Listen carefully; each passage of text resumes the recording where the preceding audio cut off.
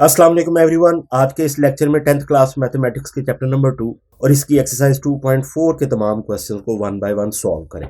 तो एक्सरसाइज 2.4 में जो टॉपिक अंडर डिस्कशन है, सबसे पहले उसकी स्टेटमेंट को पढ़ते हैं। Symmetric function of the roots of a quadratic equation, कि क्वाड्रेटिक इक्वेशन के जो दो रूट्स हमने फाइंड किए हुए हैं, पिछली एक्सरसाइज में हम डिटेल से इसके बारे में पढ़ चुके हैं और इससे रिलेटेड क्वेश्चंस को सॉल्व कर चुके हैं। तो अब उनके दरमियान जो सिमेट्रिक फंक्शन है उससे रिलेटेड ये सारे क्वेश्चन। तो क्वेश्चन नंबर 1 की स्टेटमेंट को पढ़ते हैं। If alpha beta are the roots of quadratic equation x square plus p x plus q is equal to 0, अगर ये अल्फा और बीटा दो रूट्स हैं इस क्वाड्रेटिक इक्वेशन के, तो हमने इवेल्युएट करना है। 3 पार्ट्स हैं क्वेश्चन नंबर 1। सबसे पहले alpha square plus beta square, second is alpha square beta plus alpha beta square, and third one is alpha over beta plus beta over alpha. तो इन 3 questions में, इन 3 पार्ट्स में हमने value को find out करना है, इनको इवेल्युएट करना है। तो स्टूडेंट, क्वेश्चन नंबर 1 में इस एक्सरसाइज 2.4 में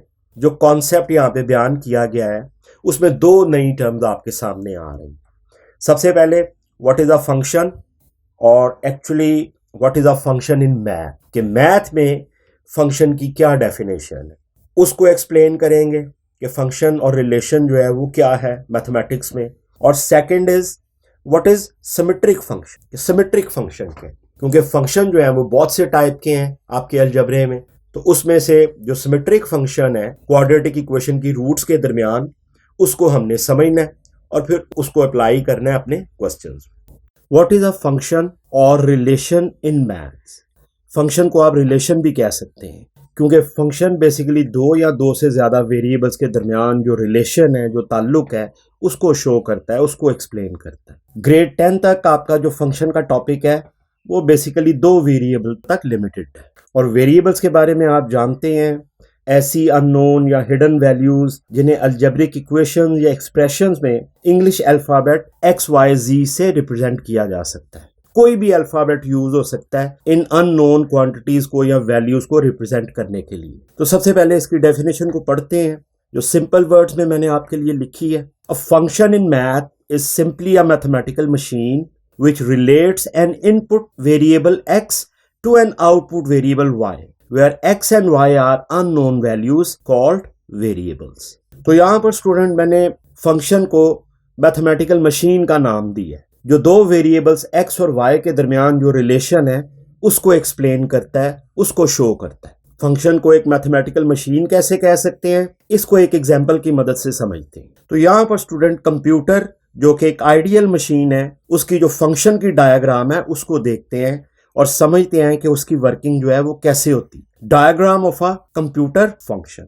तो ये आप देख सकते हैं, सबसे पहले आपका कीबोर्ड है जिसे मैं इनपुट का नाम दे रहा हूं, क्योंकि यहाँ पे आप जो भी कमांड देते हैं वो computer as a input receive करता है। उसके बाद आपका प्रोसेसर है जो उस कमांड के ऊपर वर्किंग करता है, इसे आप फंक्शन भी कह सकते हैं। फंक्शन से मुराद वो एक्शन है जो किसी भी इनपुट वैल्यू के ऊपर किया जाता है, और प्रोसेसर यहाँ पे ये काम कर रहा है फंक्शन का। और उसके बाद प्रोसेसर जो है वो आपके मॉनिटर के ऊपर उस आउटपुट को शो करता है जो कि आपको प्रोसेसर की प्रोसेसिंग के नतीजे में मिलती है। यही एक बेसिक मशीन का जो है वो पर्पस होता है। उसको कुछ इनपुट दी जाती है, वो उसके ऊपर प्रोसेस करती है और उसके बाद आपको रिजल्ट की शक्ल में कुछ आउटपुट मिलती है। इनपुट और आउटपुट जो है वो कुछ भी हो सकती है। अब अपने मैथमेटिकल फंक्शन की डायग्राम को देखते हैं।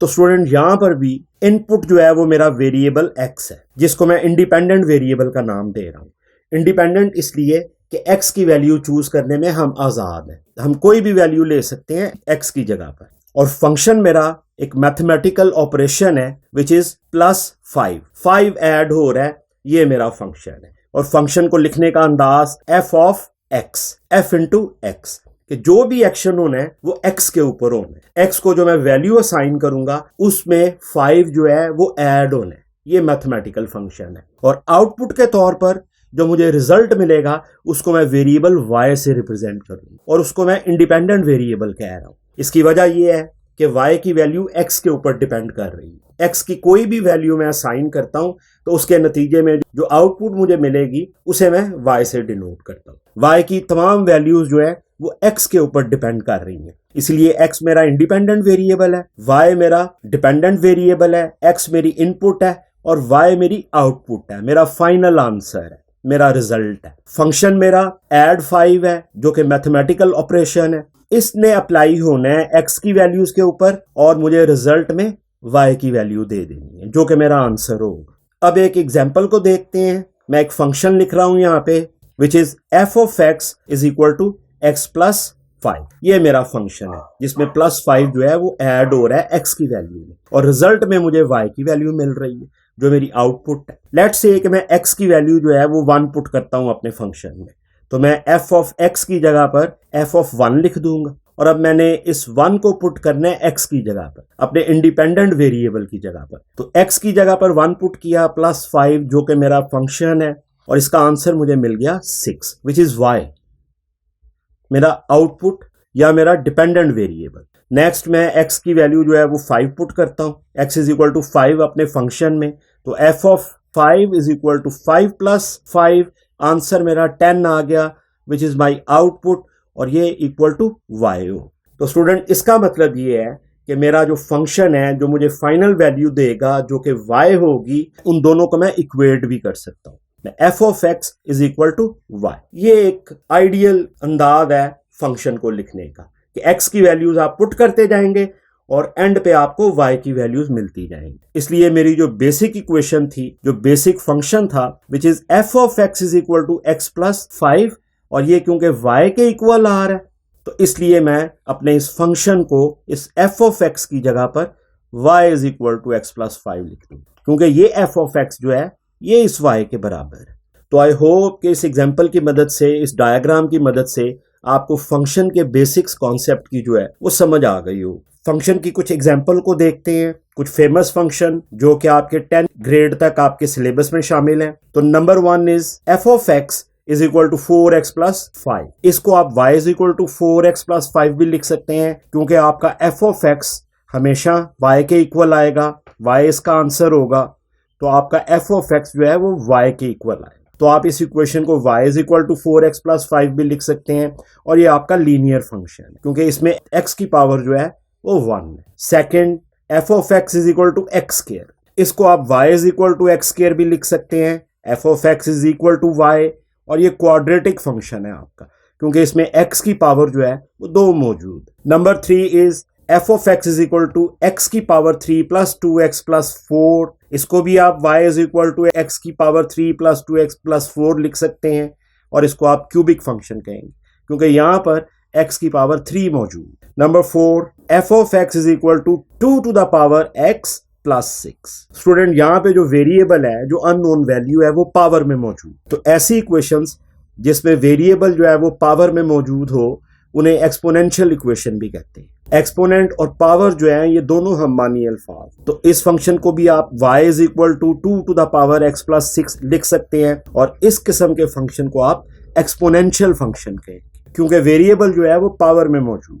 नंबर 5, यहाँ पे स्टूडेंट थोड़ी सी चेंज है, फंक्शन इस अंदाज में लिखा गया है कि दोनों वेरिएबल फंक्शन में मौजूद, f of x comma y और फंक्शन जो है वो है x square plus y square. इस किस्म के फंक्शन में अगर आप वेरिएबल की जगह को बदल दें, वेरिएबल को चेंज कर दें आपस में, तो यहाँ पर मैं x की जगह पर y लिख दिया मैंने और y की जगह पर x लिख दिया, लेकिन मेरा फंक्शन जो है वो रिमेन सेम, यानी कि मेरी जो आउटपुट है जो मुझे y मिलेगा इसमें उसकी वैल्यू दोनों फंक्शन में सेम रहे। तो स्टूडेंट ऐसे फंक्शन को जिनमें वेरिएबल्स को रिप्लेस करने से, इंटरचेंज करने से फंक्शन की आउटपुट सेम रहे, उसका आंसर सेम रहे, उसे हम सिमेट्रिक फंक्शन भी कहते हैं। तो ये कुछ एग्जांपल भी मैंने आपके लिए बयान कर दी हैं। तो आई होप ये सारा कॉन्सेप्ट जो है वो आपको अच्छे तरीके से समझ में आ गया होगा। सेकेंड टर्म को देखते हैं जो हमारी एक्सरसाइज 2.4 में यूज हो रही है, type of a function that is symmetric function of roots of quadratic equation.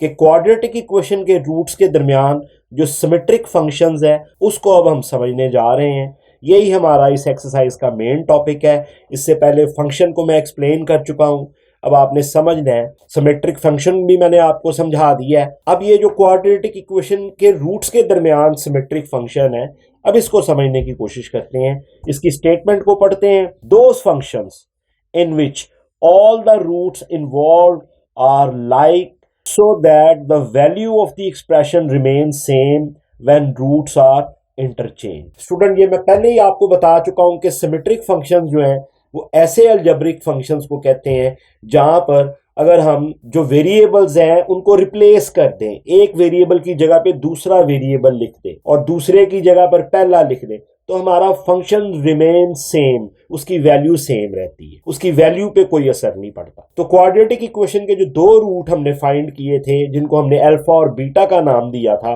If alpha beta are the roots of quadratic equation, और अगर मैं इनको फंक्शन की फॉर्म में लिखता हूं तो मैं इनको इस तरह से लिखूंगा, function of alpha comma beta. Symmetric function इसी तरह से लिखा जाता है और जो फंक्शन है वो है alpha square plus beta square. और अगर मैं इनको रिप्लेस कर दूंगा, अगर मैं अल्फा की जगह पे बीटा लिख दूंगा और बीटा की जगह पे अल्फा लिख दूंगा, F of beta comma alpha, तो मेरा फंक्शन रिमेन सेम, इसके ऊपर कोई फर्क नहीं पड़ा। ये beta square plus alpha square हो गया, सिर्फ जगह चेंज हुई है। इस किस्म के फंक्शन को हमने सिमेट्रिक फंक्शन का नाम दिया था। अल्फा प्लस बीटा, इसकी वैल्यू अगर मैं इन दोनों को इक्वेट करता हूं तो इसके आंसर में कोई फर्क नहीं आया। तो ये तो था सिमेट्रिक फंक्शन की डेफिनेशन। तो अब इसकी मदद से स्टूडेंट एक्सरसाइज 2.4 के क्वेश्चन जो हैं वो हम किस तरह से सॉल्व करते हैं वो आगे चल के देखते हैं। एक्सरसाइज 2.4 को स्टार्ट करते हैं। Exercise 2.4, question number 1. If alpha beta are the roots of quadratic equation x square plus px plus q is equal to 0, then evaluate. Value को find करना है स्टूडेंट। evaluate का मतलब ये है कि हमने जो फंक्शन हमें दिया गया है हमने उसकी वैल्यू को फाइंड करना है। तो पहला पार्ट, फर्स्ट पार्ट, जो फंक्शन हमें दिया गया है alpha square plus beta square, और आप देख सकते हैं कि ये एक सिमेट्रिकल फंक्शन है क्योंकि इसमें एडिशन का जो मैथमेटिकल ऑपरेशन है वो यूज हो रहा है। सोल्यूशन के लिए मैंने इसको दोबारा से लिख दिया है।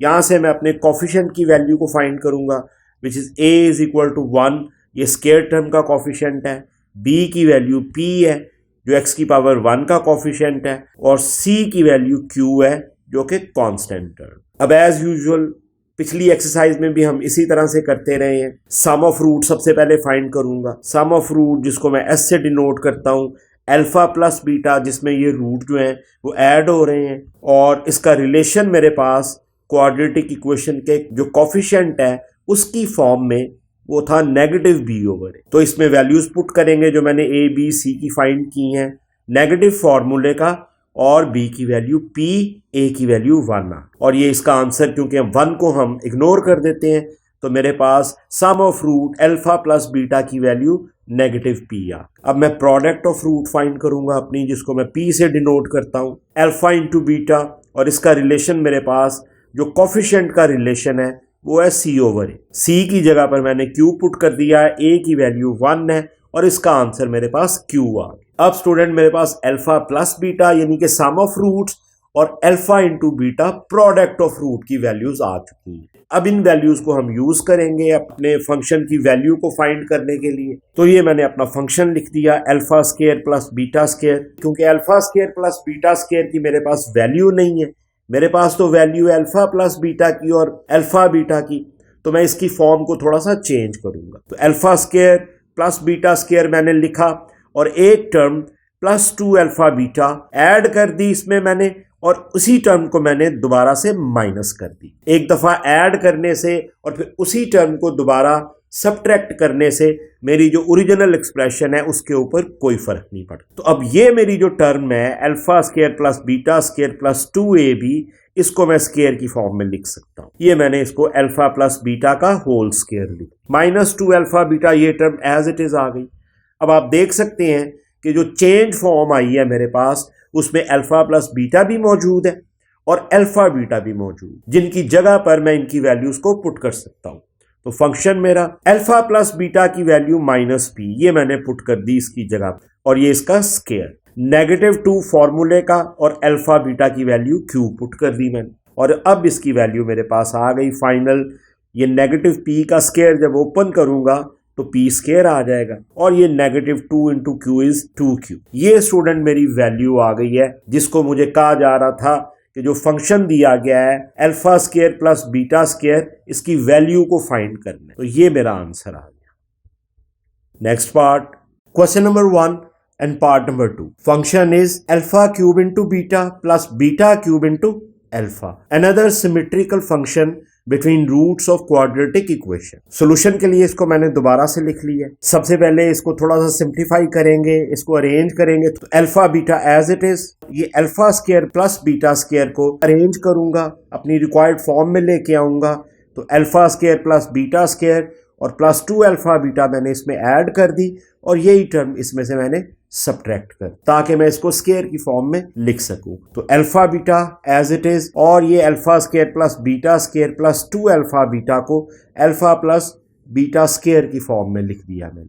इसके स्क्वायर को कंप्लीट कर दिया. -2 अल्फा बीटा ये वाली टर्म एज इट इज. अब मेरे पास जो मेरा रिक्वायर्ड फंक्शन है वो इस फॉर्म में आ चुका है जहां पे मैं अपनी वैल्यूज को पुट कर सकता हूं जो मेरे पास मौजूद है. तो अल्फा प्लस बीटा की वैल्यू मेरे पास -p है और अल्फा बीटा की वैल्यू q है. ये दोनों वैल्यूज इसमें पुट कर दूंगा. तो अल्फा बीटा की जगह पर ये q आ गया. अल्फा प्लस बीटा का होल स्क्वायर यहाँ पे -p का स्क्वायर आ गया. यहाँ पे -2q आ, अल्फा बीटा की जगह पर q आ गया. जब हमने इसको सिंप्लीफाई किया, ये मेरा जो फंक्शन है इसकी वैल्यू आ गई मेरे पास q इंटू ये इसका स्क्वायर जब ओपन किया तो p स्क्वायर आ गया -2k. ये मेरी वैल्यू आ गई. ये मेरा आंसर आ गया final.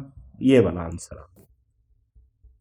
Question number 1 part number 3. Function is alpha over beta plus beta over alpha. Solution के लिए मैंने इसको दोबारा से लिख लिया और सबसे पहले मैं इस एडिशन को जो दो फ्रैक्शंस के दरमियान है इसको मैं एलसीएम की मदद से सिंप्लीफाई करूंगा. तो एलसीएम की मैंने लाइन लगा दी. अल्फा बीटा जो है ये एलसीएम आ गया मेरा. सबसे पहले ये बीटा इस बीटा को कैंसिल करेगा. ये अल्फा इस अल्फा से मल्टीप्लाई होके अल्फा स्क्वायर आ जाएगा. प्लस सेकेंड टर्म में ये अल्फा इस अल्फा को कैंसिल करेगा और ये बीटा इस बीटा के साथ मल्टीप्लाई होके बीटा स्क्वायर आ जाएगा. अब मैं इस अल्फा बीटा को ब्रैकेट से मैं बाहर ले लूंगा. Alpha square plus beta square को मैं अपनी रिक्वायर्ड फॉर्म में चेंज करूंगा जिसमें मुझे अल्फा प्लस बीटा और अल्फा बीटा की वैल्यू मिल सके. तो alpha square plus beta square 2 alpha beta add कर रहा हूं और इसी टर्म को मैं सब्ट्रैक्ट कर रहा हूं. इससे मेरी जो ओरिजिनल फंक्शन है उसके ऊपर कोई फर्क नहीं पड़ेगा. ये दोनों एक दूसरे को कैंसिल कर रही हैं टर्म्स. ये अभी बाहर ही है,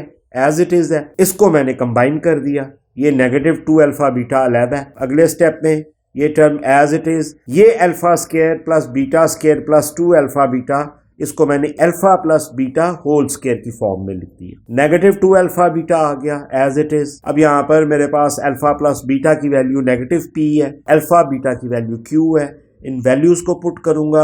1 ओवर अल्फा बीटा की जगह पर 1 ओवर q आ गया. अल्फा प्लस बीटा की जगह पर -p का स्क्वायर आ गया. -2 इंटू इस अल्फा बीटा की जगह पर ये q आ गया. अब इसको सिंप्लीफाई कर लेंगे. 1 over q as it is, इसका स्क्वायर ओपन किया तो p स्क्वायर आ गया. ये -2k और यही मेरा फाइनल आंसर आ गया. ये मेरा फंक्शन था और इसकी वैल्यू मेरे पास आ गई 1 over q into p square -2q. ये मेरा फाइनल आंसर आ गया student ji. Next question, question number 2. If alpha beta are the roots of quadratic equation 4x square minus 5x plus 6 is equal to 0, then evaluate symmetrical function 1 over beta plus 1 over alpha. Solution के लिए मैंने इस equation को लिख लिया. यहाँ से a, b, c की वैल्यूज लूंगा. a की वैल्यू 4 आ गई, स्क्वायर टर्म का कोफिशिएंट. b की वैल्यू -5, x की पावर 1 का कोफिशिएंट और c की वैल्यू 6 आ गई जो कि कांस्टेंट है. अब मेरा सम ऑफ रूट्स जिसको मैं s से डिनोट करता हूँ, अल्फा प्लस बीटा जिसमें दोनों रूट ऐड हो रहे हैं. रिलेशन मेरे पास -b ओवर a.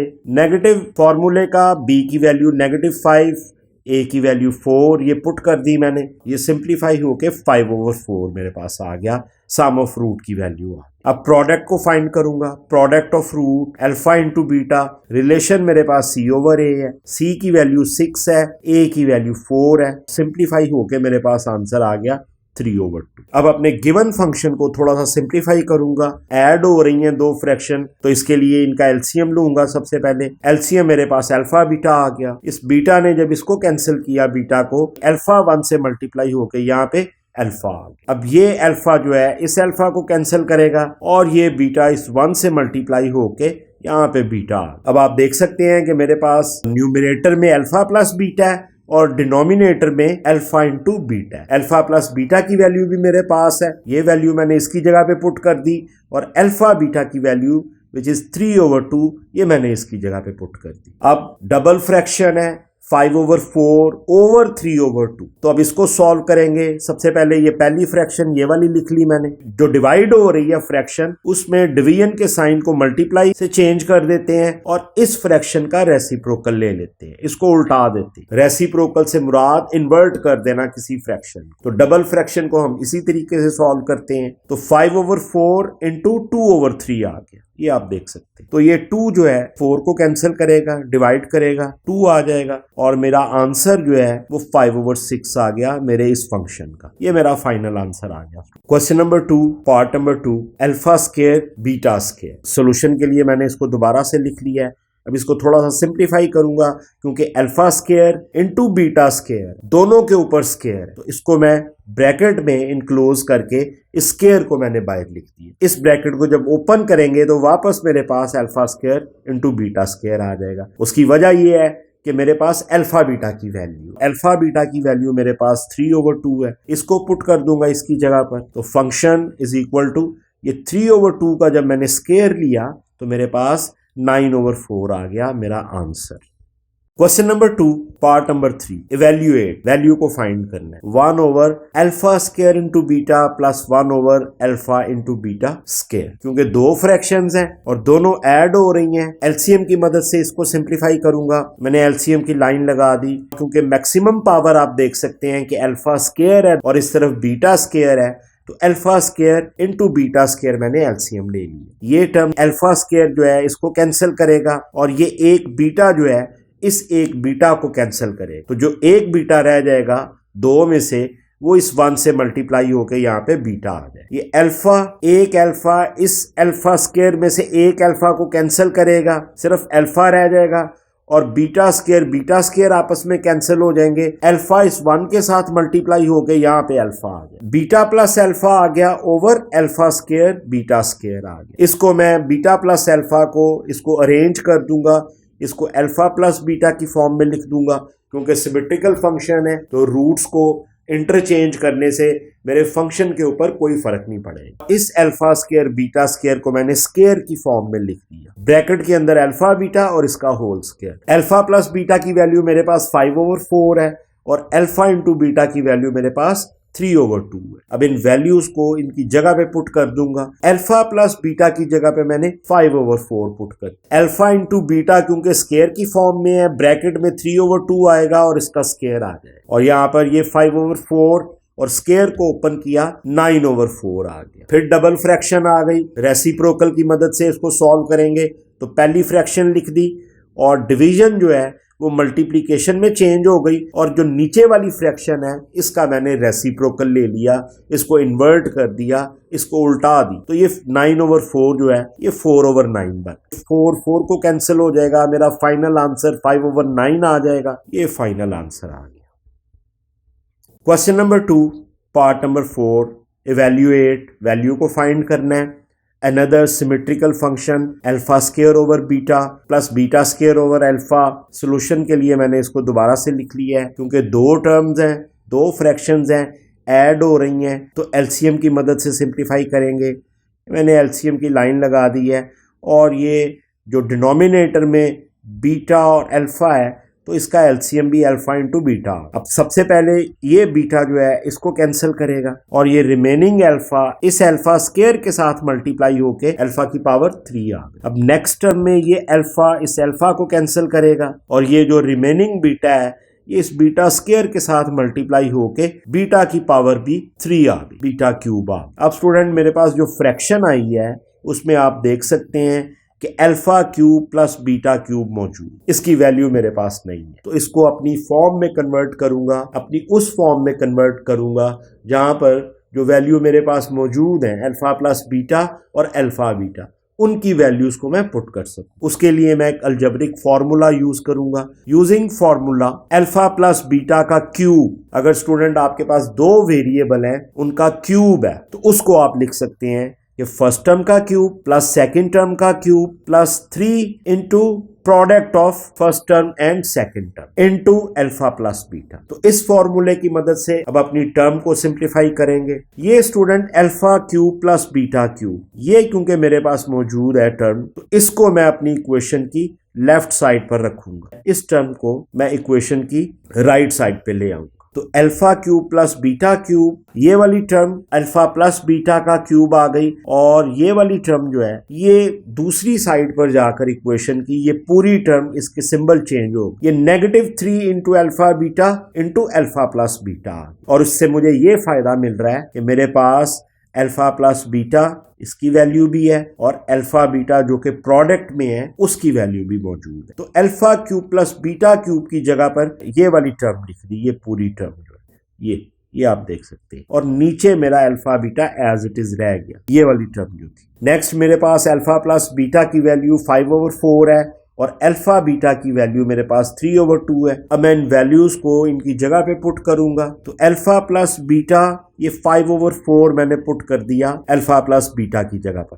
और इसका क्यूब आ गया ये वाला। -3 इंटू अल्फा बीटा इज 3/2, और अल्फा प्लस बीटा ये वाला जो है इसकी जगह पर 5/4 आ। नीचे अल्फा बीटा की जगह पर दोबारा ये 3/2 आ। अब इसको सिंप्लीफाई करेंगे, 5 का क्यूब 125 और 4 का क्यूब 64 आ। नेगेटिव ये 3 इज 9, 9 5 इज 45, 2 इंटू 4 8, ये फ्रैक्शन आ गई मेरे पास 45/8।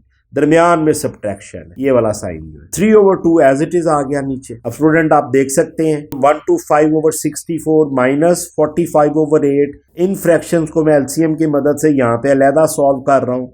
ये मेरी एलसीएम की लाइन आ गई, ये 64 और 8, इसका एलसीएम 64 ही आ गया, क्योंकि 8 भी डिवाइड कर रहा है 64 को और 64 भी डिवाइड कर रहा है 64। तो सबसे पहले ये 64 ने इसको कैंसिल किया, आंसर 1 आया, 1 इस 125 से मल्टीप्लाई हुआ, तो मेरे पास ये टर्म 125 आ। नेगेटिव दरमियान में मौजूद है। अब ये 8 डिवाइड करेगा 64 को, आंसर इज 8 ये ऊपर वाली टर्म से मल्टीप्लाई होके इसका आंसर 360 आ। तो मेरी ऊपर वाली टर्म जो है वो 125 माइनस 360 आ गई और नीचे 64 आ गया। इन दोनों को जब सब्ट्रैक्ट किया तो मेरे पास -235/64 आ। ये मैंने यहाँ पे लिखा, और नीचे 2/3/2 एज इट इज। अब फिर डबल फ्रैक्शन आ गई है। सबसे पहले इस फ्रैक्शन को लिख लिया, डिवीजन की जगह पर मल्टीप्लिकेशन आ गई, और नीचे वाली जो फ्रैक्शन है 3/2 इसका रेसिप्रोकल ले लिया विच इज 2/3, इसको उल्टा दी। इसको अगर आप सिंप्लीफाई करेंगे तो इसका answer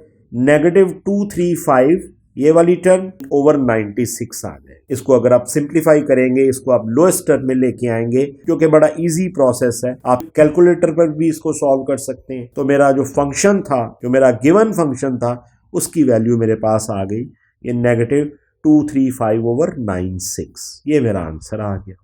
Question number 3, part number 1. If alpha beta are the roots of quadratic equation lx square plus mx plus n is equal to 0, then evaluate. दोबारा से हमने अपने गिवन फंक्शन की वैल्यू को फाइंड करना है, और पार्ट नंबर 1 में जो फंक्शन मुझे दिया गया है वो भी एक सिमेट्रिकल फंक्शन है, alpha cube into beta square plus alpha square into beta cube. ये फंक्शन मुझे दिया गया है। तो सोल्यूशन के लिए मैं अपनी क्वाड्रेटिक इक्वेशन जो मुझे गिवन है इसको दोबारा से लिख लूंगा। अब यहाँ से मैं a, b और c की वैल्यू फाइंड करूंगा। a की वैल्यू l आ गई जो कि x की पावर 2 का कोफिशिएंट है, b की वैल्यू मेरे पास m आ गई जो कि x की पावर 1 का कोफिशिएंट है, और c की वैल्यू मेरे पास n आ गई जो कि कांस्टेंट टर्म। अब अपनी सम और प्रोडक्ट ऑफ रूट फाइंड करूंगा। Sum of root is alpha plus beta, coefficient का जो रिलेशन मेरे पास है वो है -b/a। नेगेटिव b की वैल्यू m है, तो ये -m और a की वैल्यू l है। ये सम ऑफ रूट की वैल्यू मेरे पास -m/l आ।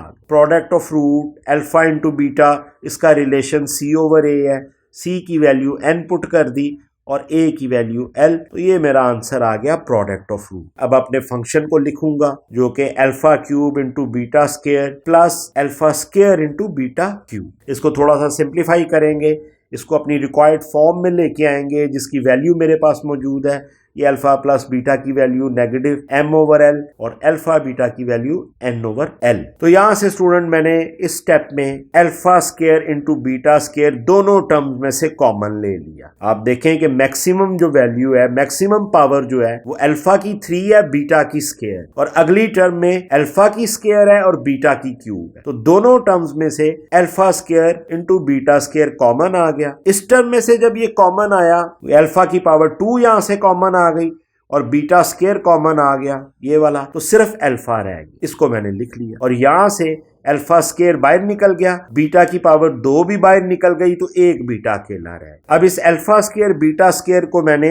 ब्रैकेट में इनक्लोज किया और स्क्वायर को मैंने बाहर लिख दिया। इसको स्क्वायर की फॉर्म में लिख दिया। स्क्वायर को ओपन करूंगा तो वापस अल्फा स्क्वायर बीटा स्क्वायर आ जाएगा, और इसके करने का मकसद ये है कि मेरे पास अल्फा बीटा की वैल्यू मौजूद है, अल्फा स्क्वायर बीटा स्क्वायर की वैल्यू नहीं। Alpha plus beta as it is. अब वैल्यूज को पुट कर देंगे। अल्फा बीटा की जगह पर n ओवर l और इसका स्क्वायर, और अल्फा प्लस बीटा की जगह पर नेगेटिव m ओवर l, ये इसकी वैल्यू को पुट कर दिया। n का स्क्वायर जो है that is n square over l square, और ये माइनस m जब मल्टीप्लाई हुआ तो मेरे पास negative m into n square आ गया, और l और l आपस में मल्टीप्लाई होके l स्क्वायर आ गया। सॉरी, इस l का स्क्वायर होगा और ये l क्यूब आ जाए। ये आप देख सकते हैं कि ये l की पावर 3 आ। अब मेरा function alpha cube into beta square plus alpha square into beta cube, और इसकी वैल्यू जो मैंने फाइंड की है वो ये मेरे पास फाइनल आंसर आ गया। Question number 3 part number 2, evaluate function is 1 over alpha square plus 1 over beta square. Solution के लिए मैंने इसको दोबारा से लिख दिया। दो फ्रैक्शंस हैं, ऐड हो रही हैं, तो एलसीएम की मदद से सिंप्लीफाई करूंगा। ये मैंने एलसीएम की लाइन लगा दी अपनी। अल्फा स्क्वायर और beta square as it is LCM आ गया। पहली टर्म में ये अल्फा स्क्वायर इसको कैंसिल करेगा, और जो रिमेनिंग बीटा स्क्वायर है वो 1 से मल्टीप्लाई होके यहाँ पे बीटा स्क्वायर आ गया। नेक्स्ट अगली टर्म में ये बीटा स्क्वायर इस बीटा स्क्वायर को कैंसिल करेगा, और जो रिमेनिंग अल्फा स्क्वायर है वो 1 से मल्टीप्लाई होके यहाँ पे अल्फा स्क्वायर आ। तो ऊपर वाले न्यूमरेटर में मेरा beta square plus alpha square आ गया, डिनोमिनेटर में अल्फा स्क्वायर बीटा स्क्वायर आ। अब स्टूडेंट क्योंकि सिमेट्रिकल फंक्शन है तो मैं जो बीटा और अल्फा को वो आपस में इंटरचेंज कर सकता हूं, तो मैंने beta square plus alpha square की बजाय alpha square plus beta square ली। Alpha square into beta square as it is आ गया। Alpha square plus beta square को मैंने alpha plus beta whole square